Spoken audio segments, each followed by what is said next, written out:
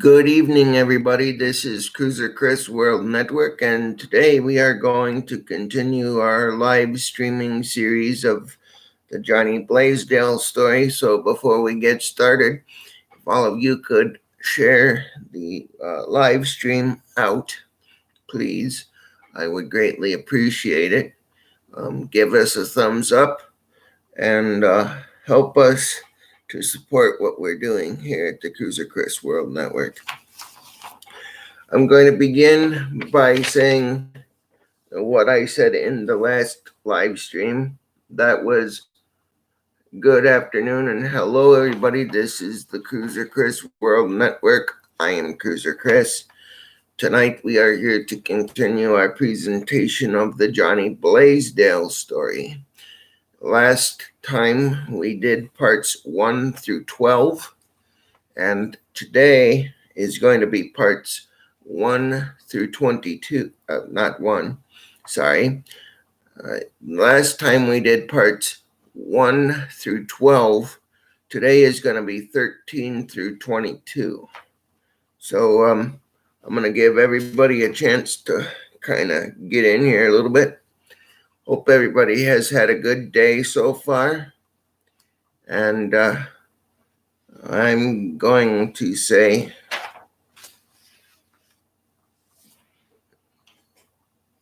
okay, I'm just going to do some typing over here, but I'll talk to you at the same time.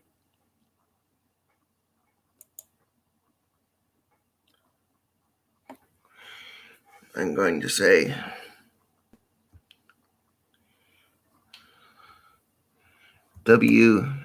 welcome. Let's see. Oh.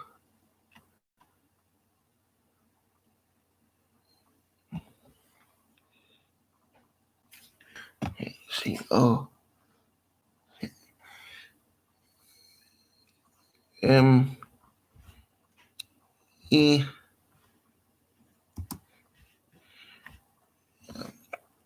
E. V.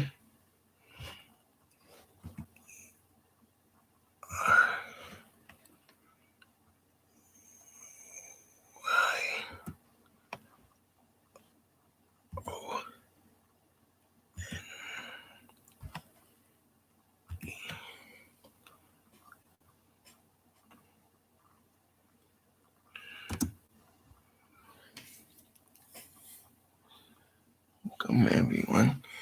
And the reason why you see me putting my head down is because I'm trying to read what I'm writing in the chat box to make sure that it's spelt correctly.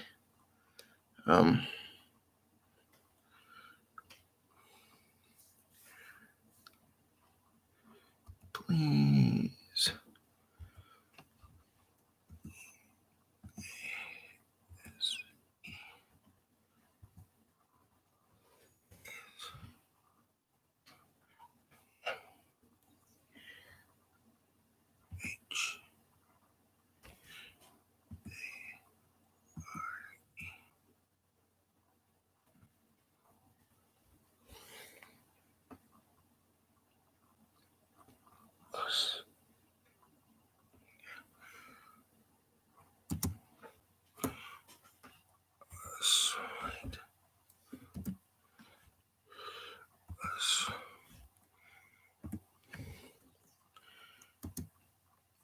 Out.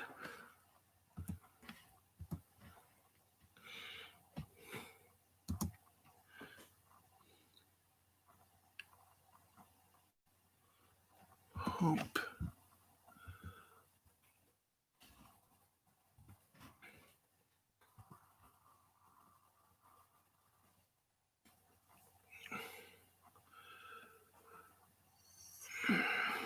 A. L.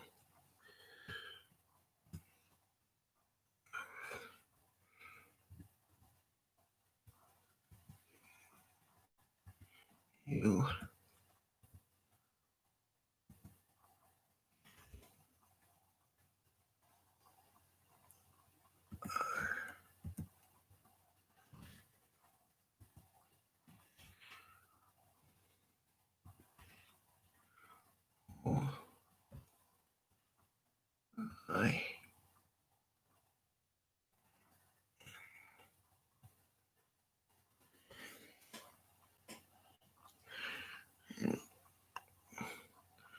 G, up, G, W.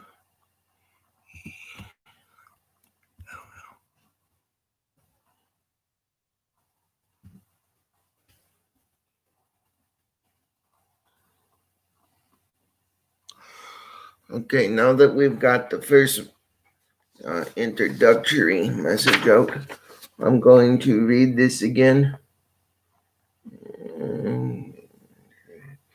Today is going to be, as I said in the first part, the part 13 through 22 of the Johnny Blaisdell story. If you like what you see, please share us out to all of your supporters, and please get them to come over here to check us out on the live stream.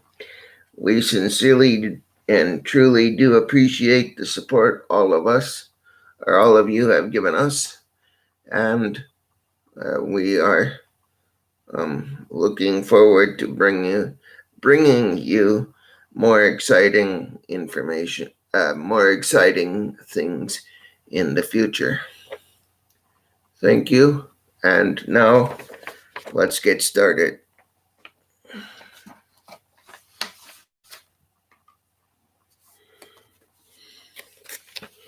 So now we are continuing with the Johnny story, and just to recap for you, we finished off with page 12, and at that time, Joel had arrived home from the bar in an intoxicated state, and had approached his wife Monica at Sue's birthday party, where he had hit her, and because he hit her, she flew back and landed up against the wall, and so all of the female adults went over to help Monica, and the male adults went over to help Joel. And as you can imagine, Sue was a bit frustrated because this ruined her big day. So we're going to continue. Joel made his way to the bedroom, not even removing any of his clothing, and just passing out into the bed, shoes and all. In the meantime, the kids are in the middle of a water balloon fight, and a few are jumping in the bouncy house. Kelly asks Monica for help in the kitchen so they could talk alone. She asks Monica, how is she doing? Monica replies that she is okay. Kelly then asks, has he ever hit you before? Monica says yes. Then Kelly says, why haven't you told us about this? Monica responded to Kelly's question by saying, we were going through marriage counseling, and it was not a big deal because she thought that they were working it out. Okay. They're going one time a week. Monica also told Kelly that Joel had been drinking more, and not just more, but getting drunk way more often. Monica told Kelly that she had tried to tell Joel to stop, but every time she was um, telling him to stop. He didn't appear to be, he doesn't, every time she does, he seems to drink more and more and becomes more combative. She, combative and assaultive. Kelly offers to spend the night. Monica really liked that idea. Kelly excuses herself to go home and pack to pack a week-long bag just in case she needs to stay a little longer. As the guests are starting to leave, they ask Monica if she is going to be all right. Monica tells everyone that Kelly is going to stay with her and the kids tonight. Monica and Kelly start to clean everything up. Monica starts to make dinner for the kids. After dinner, Monica and Kelly uh, get the kids ready for bed. Monica and Kelly are sitting on the couch facing each other with uh, facing each other with a glass of wine. Kelly says to Monica, "So you told me that he has done this before. How many times before?" Monica replies, "A few times. Joel only does it when he's been drinking." Kelly then asks, "Has Joel ever hurt you? Has Joel ever hurt the kids?" Monica said in a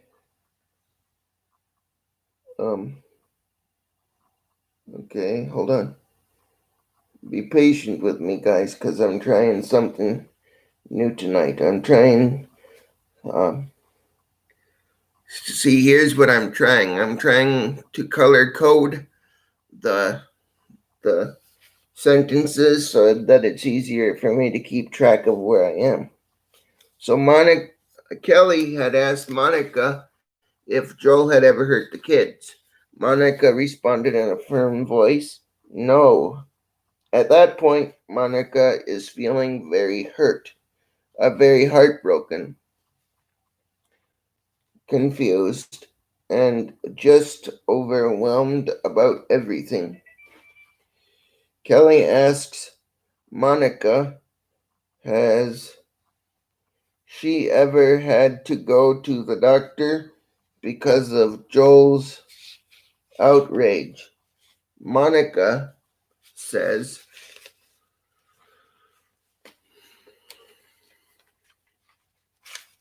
hold on while I'm turning the page, ladies and gentlemen. And while I'm turning the page, I would like to welcome all the newcomers to the chat, and I hope that you like what you see. And if you like what you see, please consider subscribing to the channel. It would really help us immensely to help us grow our family.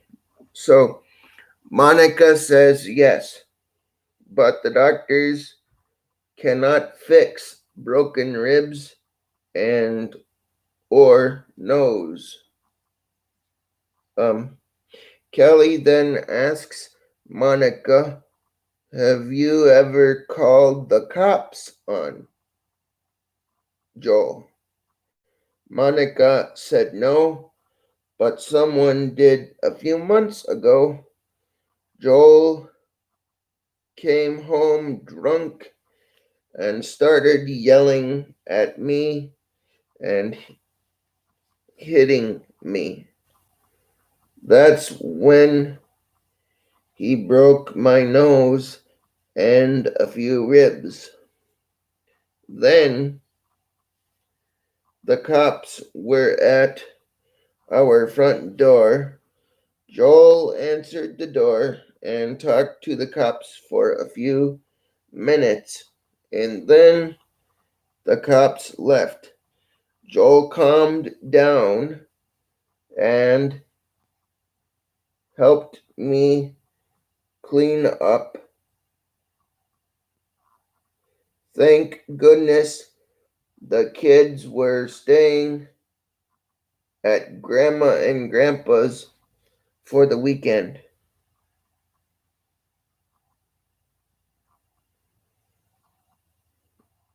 Just then, Joel wakes up and walks into the living room. There he saw Kelly and Monica sitting on the couch talking. Joel says, I am sure you all are talking about me. Kelly tells him if he does not stop drinking that she will take the kids. Monica says, you can't take my kids. I have done nothing wrong. Joel has a problem, not me.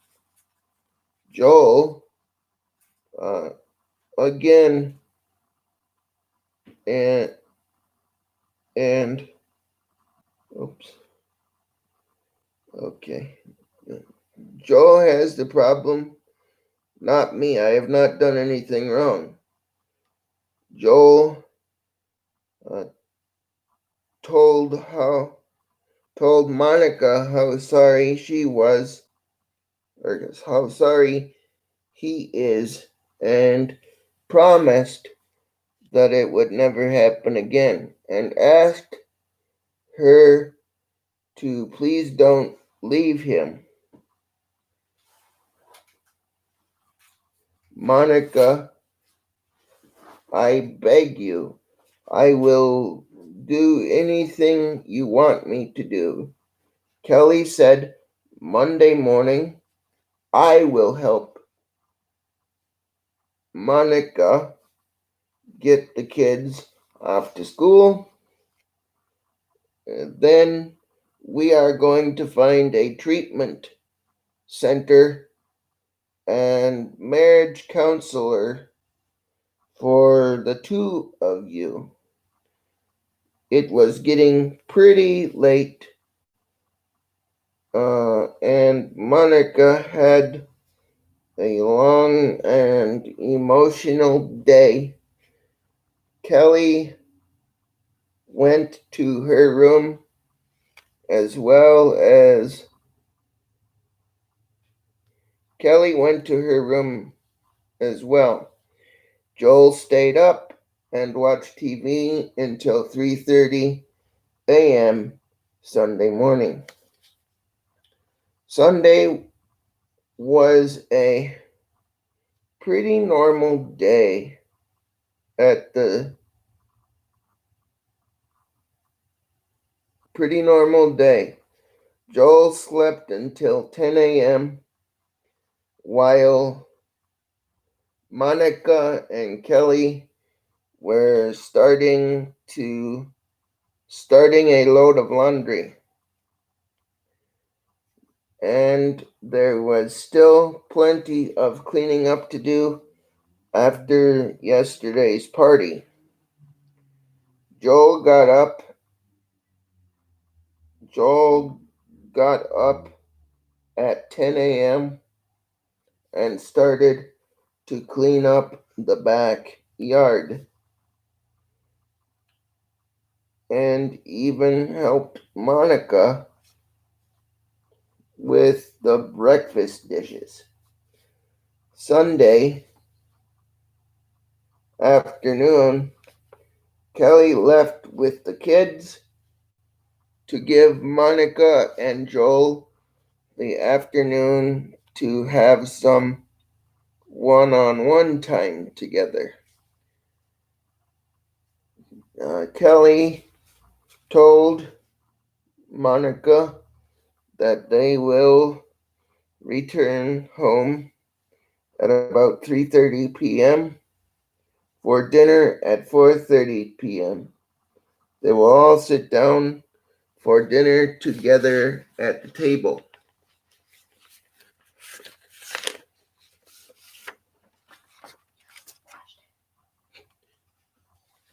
Okay, somebody is sending me a question. They want to know if it's still snowing. They want to know if it's still snowing. Mm-hmm. No, it's not really still snowing right now.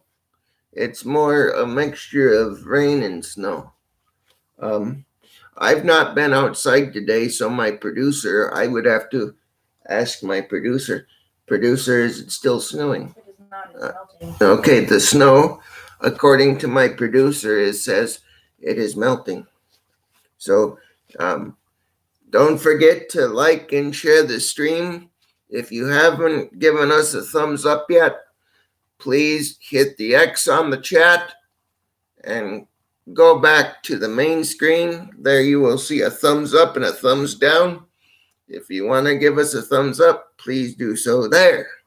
Also, if you have not yet subscribed and would like to see what we're doing here at the Cruiser Chris World Network, you can hit the subscribe button with the notification bells turned on to all notifications. Then that way you can be alerted whenever we do lives or drop videos on the channel. And we thank you for your support. Back to the story. After dinner, Kelly started giving the little ones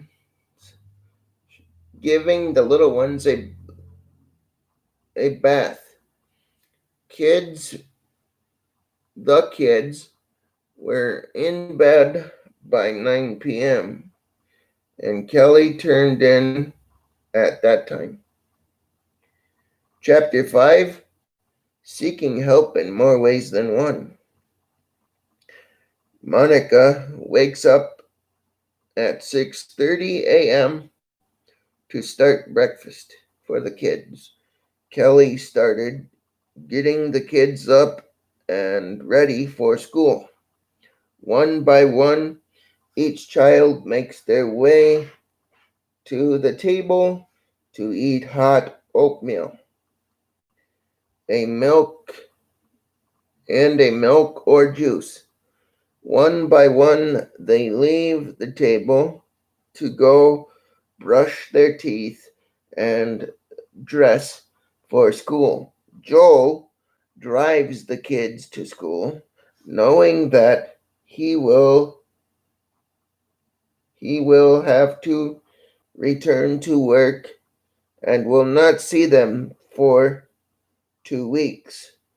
Joel hugs and kisses each child. Joel returned back home at 9:30 a.m. Monica was home packing Joel's bag and a few homemade treats and a lunch and dinner. Kelly went to run a few errands so Monica and Joel could say goodbye alone. Monica and Joel go together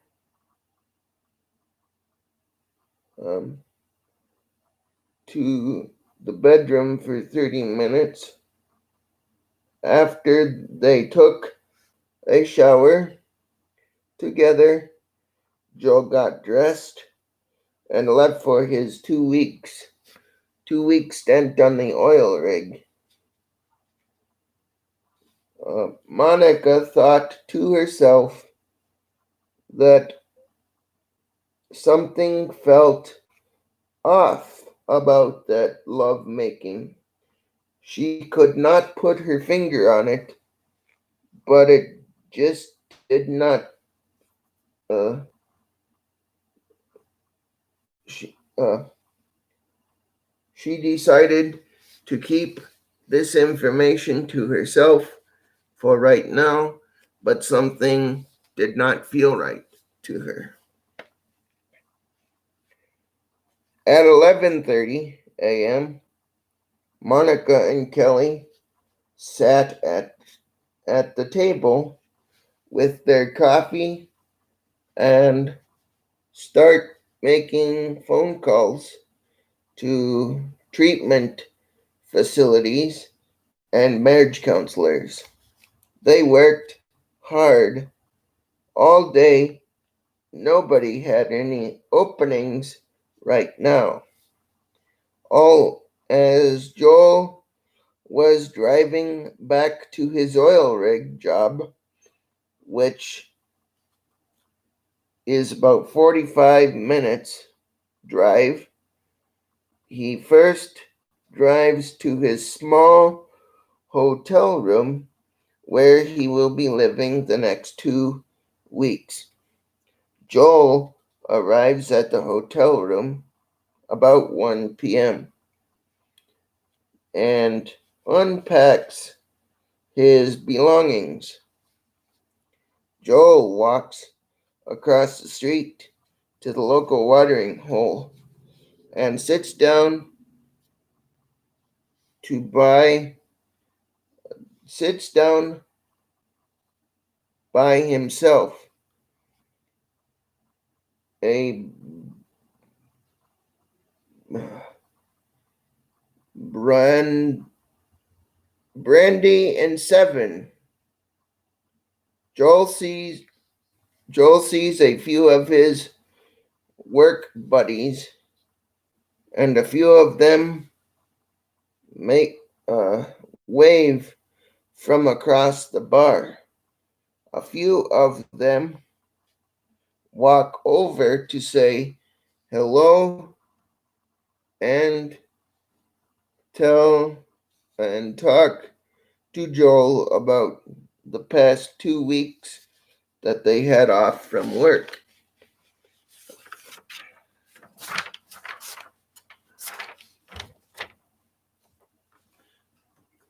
I'm going to take a moment and check with the producer here to see if we have any more questions in the chat or if anybody wants to interact with me.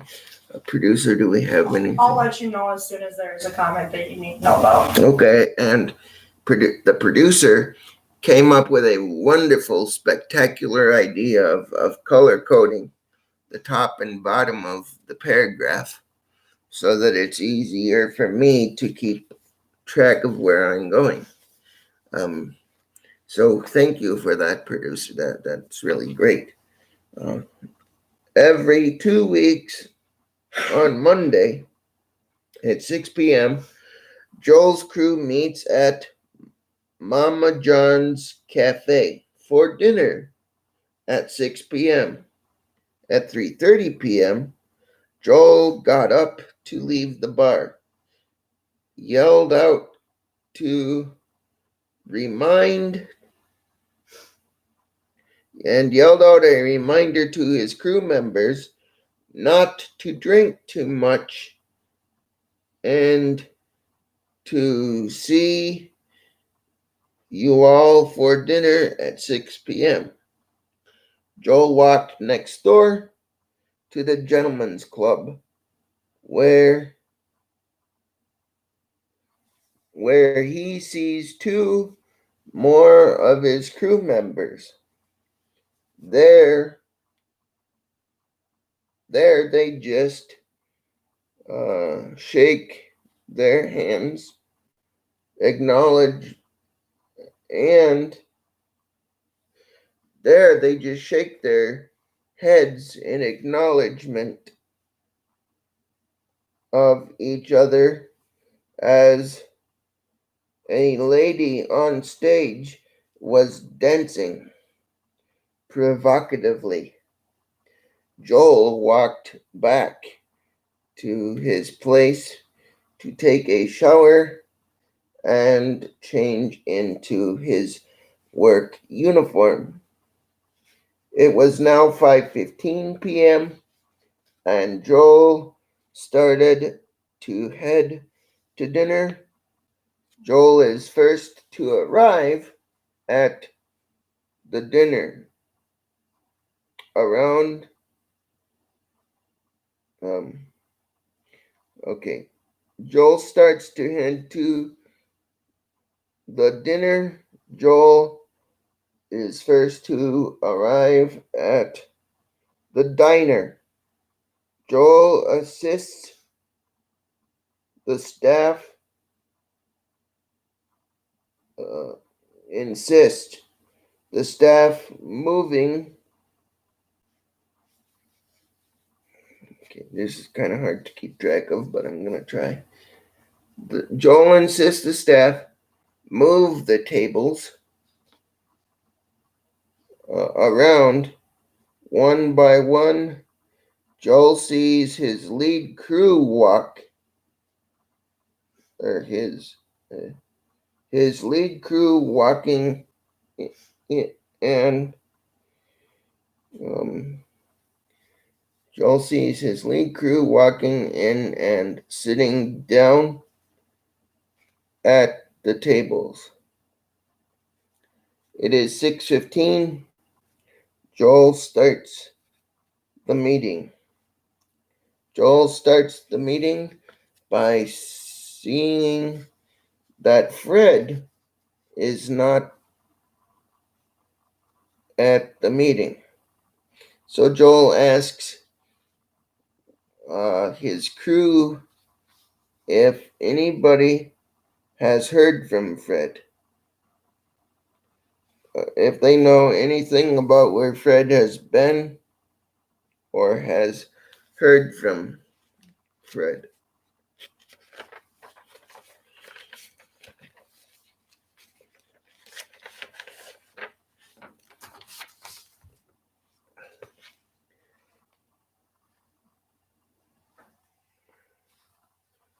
Oil rig titles.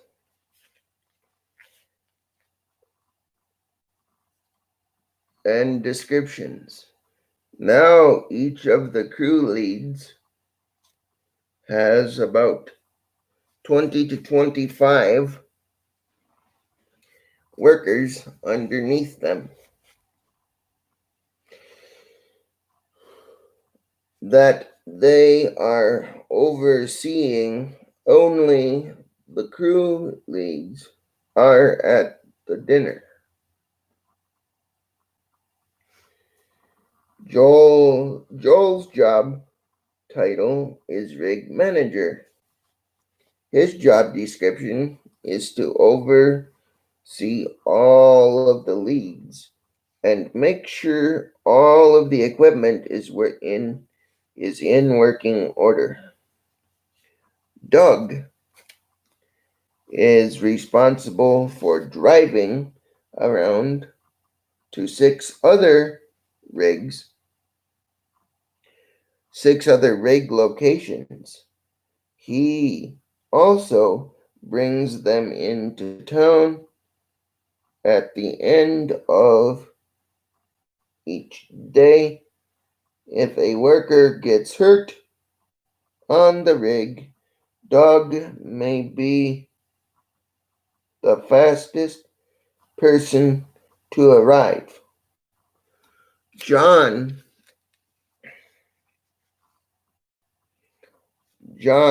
is the floorman. John is the floor hand on the upper section of the drilling. Starting along with his crew for about 22 starting along with his crew of about 22 employees. They also do general maintenance and cleaning of equipment. Dale is the crane operator, he has to follow the rest of the crew. Okay, hang on. He has to follow the rest of the crew of 2 weeks on and 2 weeks off. The crane operator holds the responsibility for safely operating the crane and at all times. Dale is also responsible for the changing the page.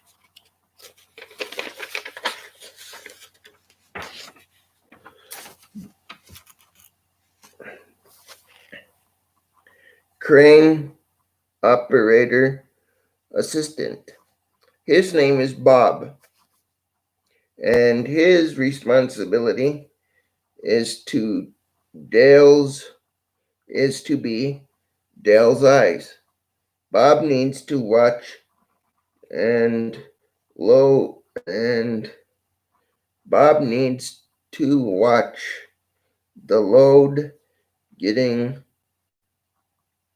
lowered to make sure that that load does not hit anything or anybody. Chapter 6. A day in the life of an oil rig. Joel wakes up at 4:30 a.m. to pack his bag for the next 2 weeks. Joel has to pack a few changes of clothing in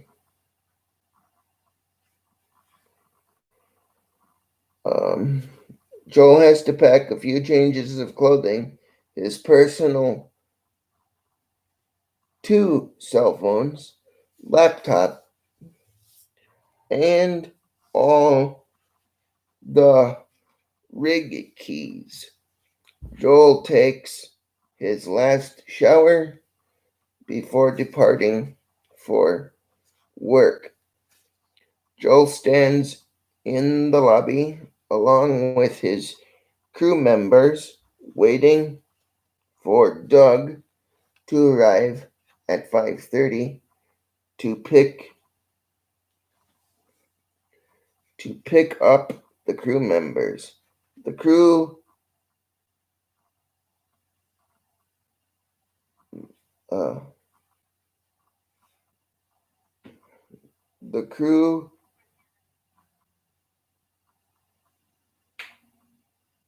men the crew moans and groans as they climb into the bus to ride to the oil rig. It is pretty quiet. They arrive at the rig. Each person goes to their designated workstations to report to their coworker who they are changing shifts with. Joel talks to the other rig manager, Dan, for an update on everything that has happened in the past 2 weeks. Dan told Joel that the main pipe is running slow. Dan also said that he cleaned the area.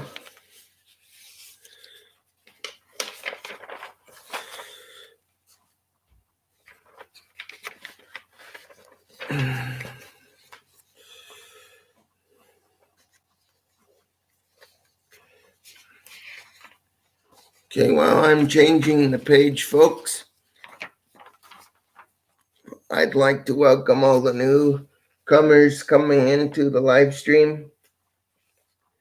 And if you are new, please go out and hit the thumbs up, hit the X on the chat, hit the thumbs up, and come back in after you've done that. If you have not yet subscribed, please consider doing so. And we hope that you are enjoying the reading this evening. And checked a few other things to see if he could fix the problem.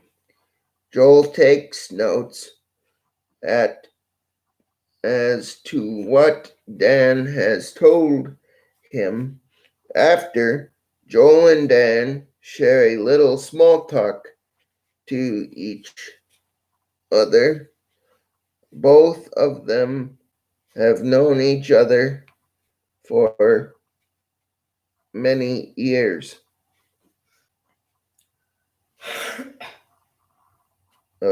approximately 8 to be exact. Doug has been waiting for an hour now, and he is starting to get impatient. So he starts honking the horn on the bus. Joel starts doing his inspection from top to bottom. He sees a problem with the oil intake section. It appears to be clogged. He has to shut down that part of the system. He has to shut down that part of the system. He has to shut that part of the system off and grab a few tools and a big vacuum to suck out the clog. Joel was working hard. He only told a handful of workers that he was shutting down only part of the system. John wanted to get his guys working by turning on the pump room, which is right next to the oil intake section. John didn't know that Joel was working in the oil intake section. So all of the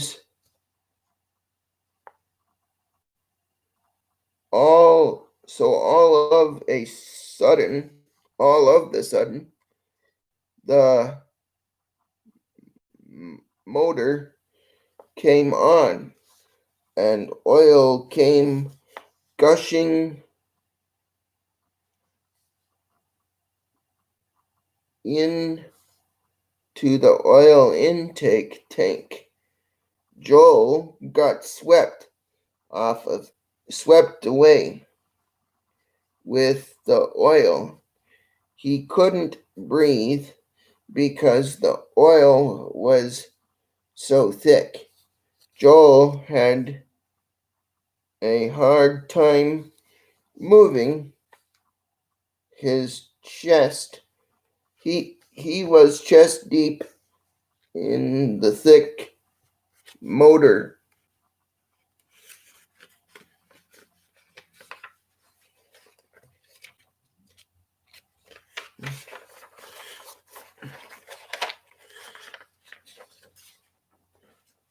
Oil.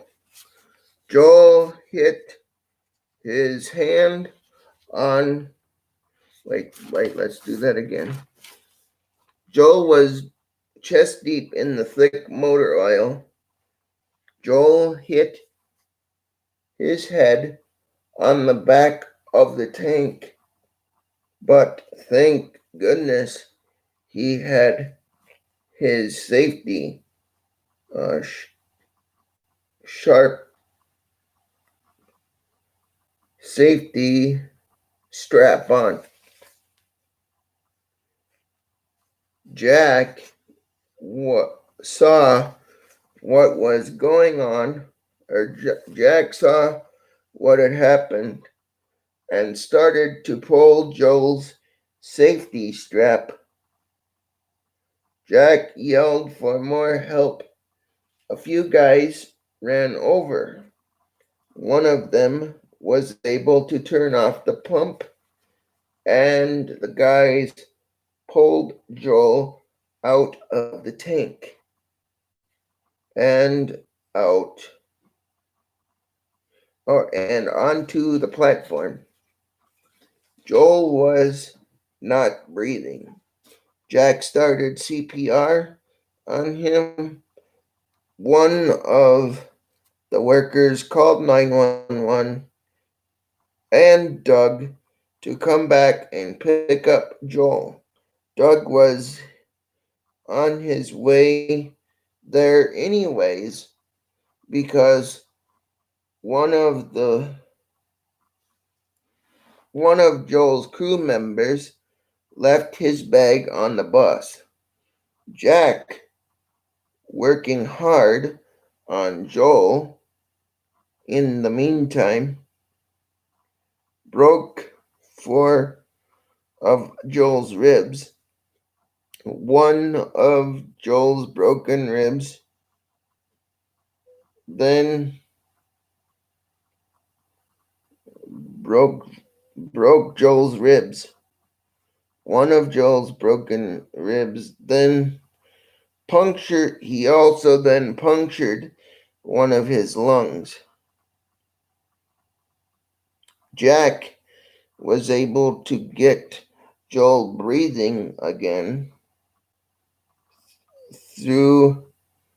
though it didn't seem normal because Joel was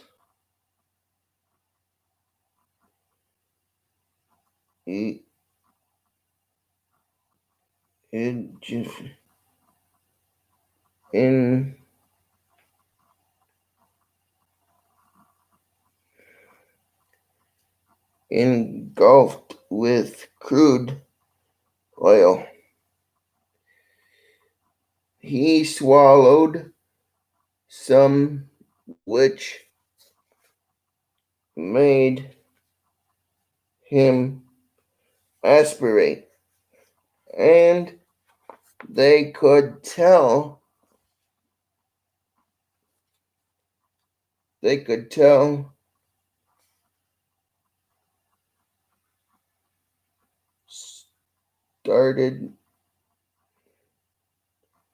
started running.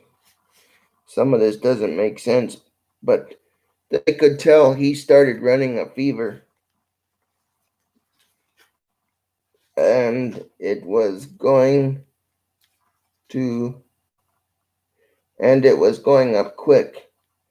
Another worker called the Poison Control Center.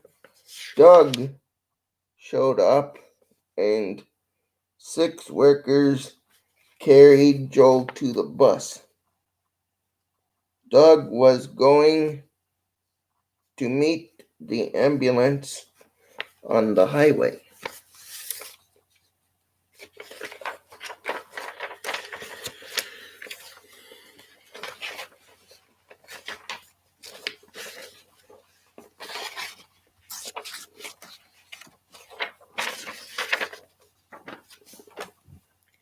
I'm going to take a moment to check with the producer again to see if we have any questions or comments from anybody. So you've got some people saying hello to you. Okay.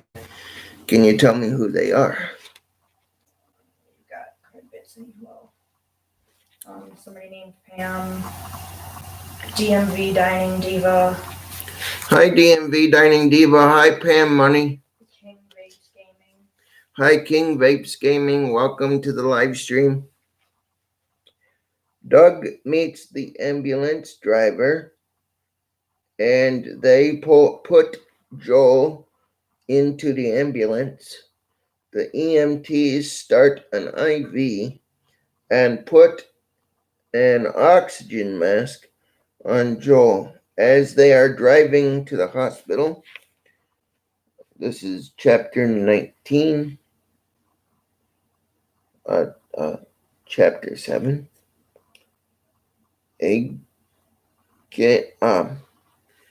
This is chapter 7, and it's titled A Game of Cat and Mouse. Okay. Jack goes to the office to find out who is Joel's emergency contact and calls her to tell her what hospital Joel is in. One of Joel's co-workers found Joel's cell phone on his bunk uh,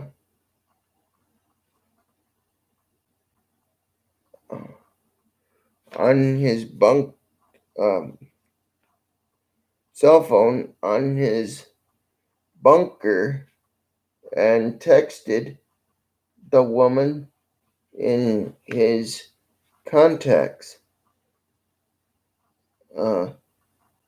contact and texted what happened to Joel and what hospital he was at.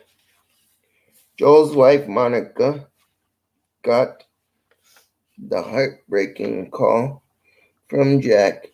Monica calls her sister to come over to watch the kids for a few days. Kelly packed fast and got to Monica's place. Monica packed a bag and explained to the kids that their dad had an accident at his work and that she um and that she is unsure about how badly he got hurt. She then told the kids that she would call them when she knew more about what had happened,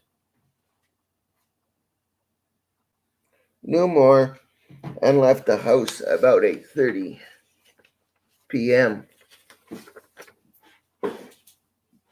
8:30 a.m. You've got a comment from King Vapes Gaming saying nice reading.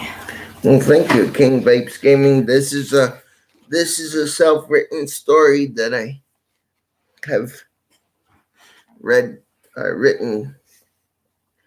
Jennifer was Jennifer was bartending when she got a text. She asked her boss if she could leave early, and her boss said that she could leave after stalking the bar rails, which means stocking the condiments and ice bin and liquor bottles. Jennifer did all of that and left work. 30 minutes later, she drove straight to the hospital. On her way there, she gets pulled over by the cops for speeding. The cop asks her for her license and registration. She starts to cry.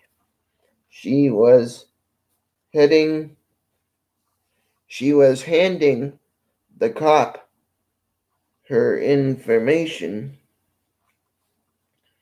Jennifer was Jennifer explained to the cop what had happened to her boyfriend, and the cop gave her a warning to slow down, and Jennifer promised she would.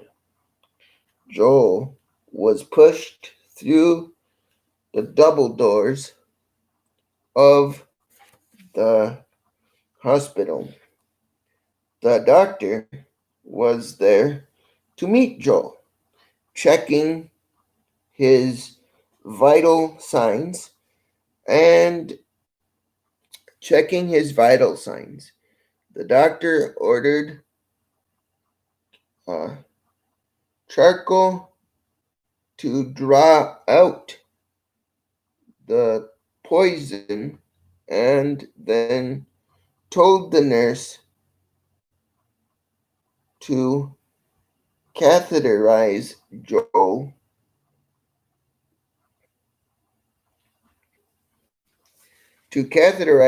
on his left side because of the punctured lung. The doctor ordered a CT scan and additional pain meds. Tests and catheterizing him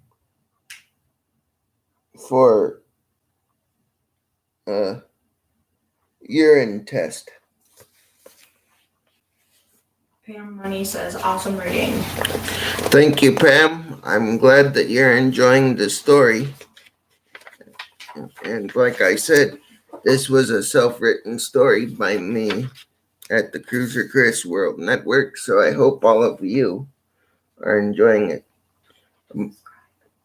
Don't forget, if you haven't done so already and you're new into the chat, that we would like you to hit the X on the top of the chat and hit the thumbs up. And if you're new to the channel, please like, subscribe, and share us out so that we can help our family grow. Thank you. Monica comes to the front desk of the hospital in a frantic state of mind. The front desk lady told her to go to fourth floor, the critical care unit. Monica was then directed to room 423B. Monica walks through the door and sees Joel in the hospital bed, unable to talk, with a number of tubes and IVs inside of him. Monica notices that Joel does not have his wedding ring. She checks all of the drawers and closet to find Joel's personal items. She is unable to find any of Joel's personal items. She walks out of the room to the nurse's station to ask them about his personal belongings. Just then, two women just went blah blah blah. Just then, the two women pass each other in the hallway.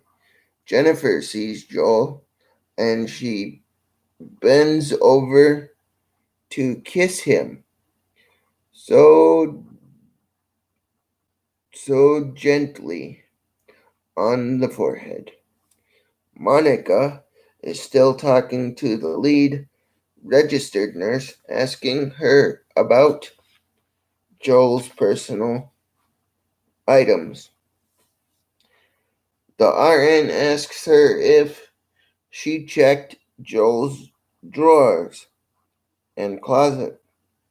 Monica told her yes, in a kind but firm tone, and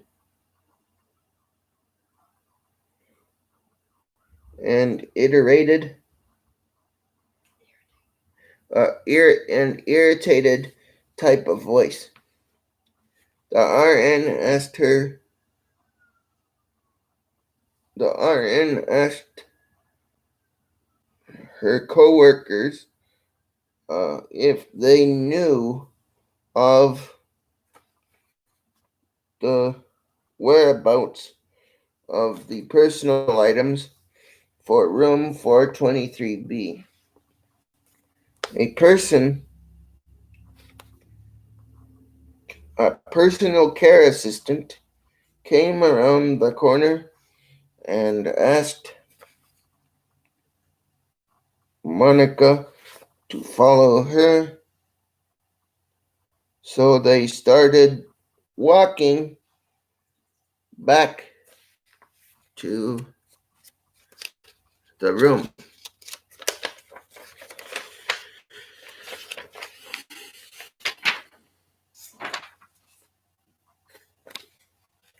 Back to room 423. The PCA walked into the room first and started opening up the first set of drawers, and then the closet, and then they found Joel's personal items. Monica noticed that Joel's bathroom door was shut, but thinking that it was a PCA or nurse emptying Joel's catheter bag or cleaning the bathroom, she decided to sit down in the chair and go through his stuff to make sure that everything was there. She started open the bag and got a horrible smell of oil, so strong that she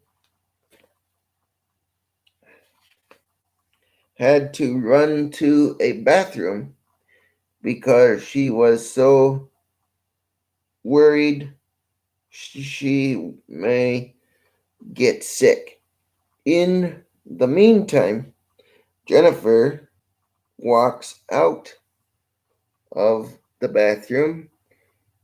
There, Jennifer sees Joel's personal items spilled all over the floor. Jennifer begins to pick up Joel's personal items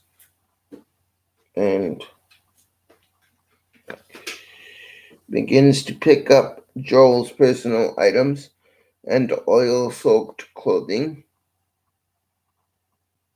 and very smelly pants and puts them back into the bag and places it neatly onto the chair. Jennifer then leaves the room and tries to find a janitor to have them come and mop the floor and have them spray something to mask the odor of oil. Monica walks out of the bathroom and walks back into Joel's room to find that his personal belongings were back in the bag on the chair.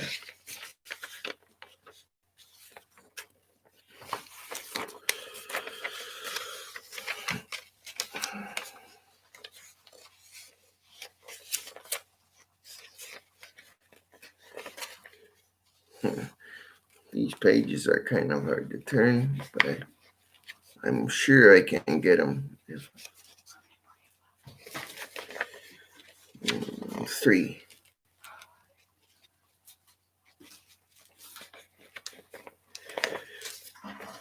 All right, so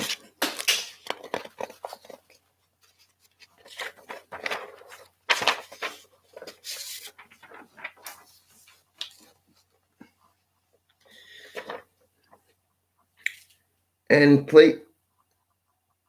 Okay, that's weird. I maybe.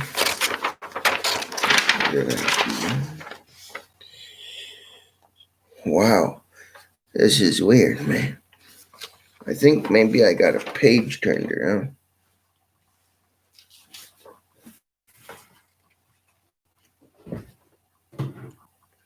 Here's what I had. Sorry, folks, we're trying to get this all straightened out. Please be patient with us. I read this one. You read that one already? Okay. And this is another one that I read. So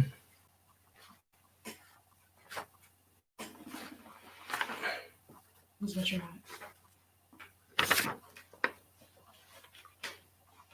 and place them neatly on the chair.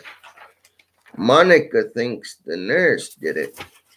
Monica walks back to the nurse's station and asks them if they could call someone to come and mop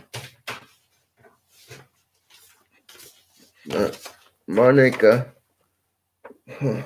Sorry, folks, I'm trying to find my place again. And place them neatly on the chair. Monica thinks that the nurses, or one of the nurse, did it. Monica walks back to the nurse's station and asks if they could call someone to clean up in Joel's room. One of the nurses says that they will call someone. Monica walks back into Joel's bed and sits in the corner chair. Then a strange woman walks into Joel's room and finds Monica sitting in the chair. Both of them in shock at the same time ask, "Who are you?" Monica jumps out of the chair and says, "I am Joel's wife. For the past 15 years. Jennifer says, "I am Joel's fiance, and we have been together for 3 years." Jennifer tries to run out of the room, and Monica follows her. But Monica follows Jennifer, but just then they both slip and fall because of the oil on the floor. So now they immediately start fighting each other, both feeling hurt. and betrayed by Joe. They both try to stand, but the,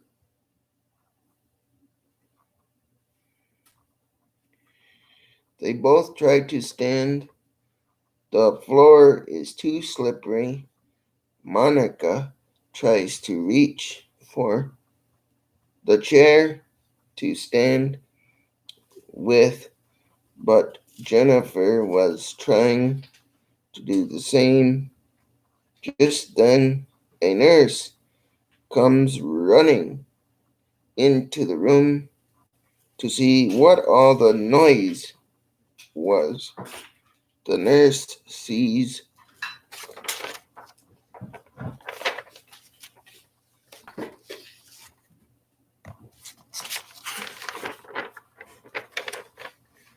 the two women fighting and calls for security. Jennifer tries to get out of the room and into the hallway. She uses the handrail in the hallway to pull herself upright. Just just then, the security guard comes to break up the fight, but the fighting has just stopped. The security guard talks to Jennifer about what had taken place. The nurse helped Monica to her feet and assisted with cleaning Monica's face and looked at her forehead. The nurse thought that she could use a few stitches. The nurse gives Monica an ice pack and walks her to the emergency department to get stitches in her forehead. In the meantime, Jennifer gives the security guard her statement, and he escorted Jennifer off of the property. Monica is in the waiting area trying to process everything that has just happened. After over an hour of her waiting, they call her back to a room. The doctor asks Monica a few questions like uh,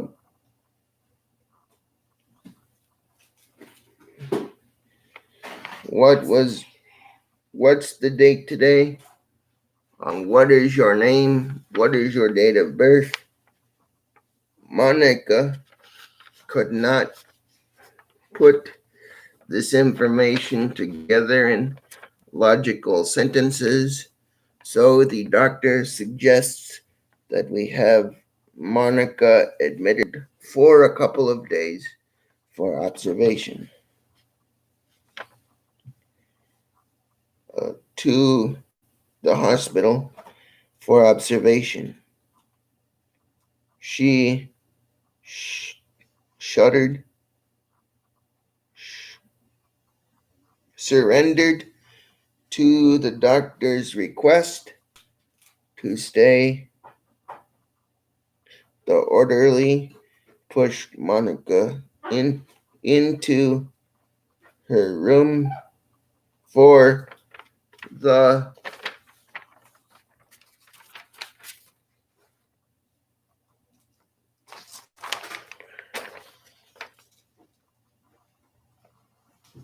the night. The nurse gave her something to help her sleep, and she welcomed the needed sleep. The next morning, the doctor and nurses were standing over her, talking about talking, and the doctor asked the nurses, "How did the night go?" One of the nurses responded,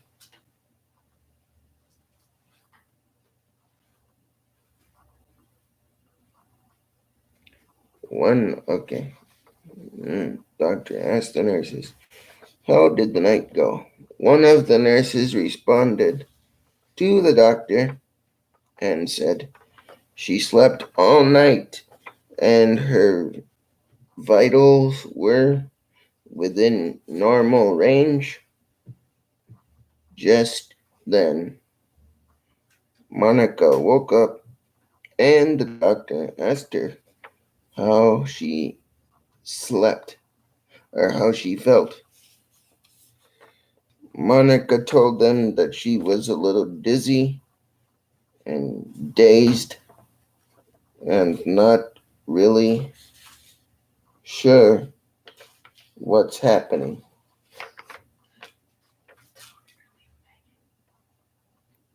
What? Okay, folks, this is the end of the, not the end, but this is a stopping point for the Johnny story that I've written so far. If you want to see parts 1 through 12, check on the previous live that I did the other day. This is the live where I did parts 13 through 22, and we will continue writing. And as soon as we have enough content for you, we will present that content to you at some point in the future. For now, we appreciate the fact that you came in and wanted to spend time with us as I read you my Johnny Blaisdell story. We hope that all of you enjoyed it. If you like what you've seen, please hit the X on the chat and then come back in. And go and select the thumbs up. And if you have not yet subscribed to the Cruiser Chris World Network, we think that this would be a good time to do so. To those that are in the future, to those that are seeing this in the future, please give us a thumbs up and share us out. Leave an organic comment at the bottom of the video and hit the notification bell after you've subscribed. Select all, and then you can be notified when we drop our latest videos or live streams. I have absolutely enjoyed bringing you the Johnny Blaisdell story this evening, a Cruiser Chris World Network production, and I look forward to seeing you next time. But until then, stay connected with the Cruiser Chris World Network and be watching for more videos coming out in the future. Upcoming events with the Cruiser Chris World Network include a space event next Friday night where I will take you inside of what SpaceX and NASA are doing together to launch crew members to the International Space Station. So we would invite you to tune in at that time. But until then, Watch for upcoming videos because we may have some stuff in the middle of the week, this week, that you may find interesting. Until then, take care of each other and yourselves. Stay safe, happy, and healthy out there. This is Cruiser Chris signing off from the Cruiser Chris World Network, wishing everybody a safe, happy, and pleasant Friday evening. Thanks for watching, everybody.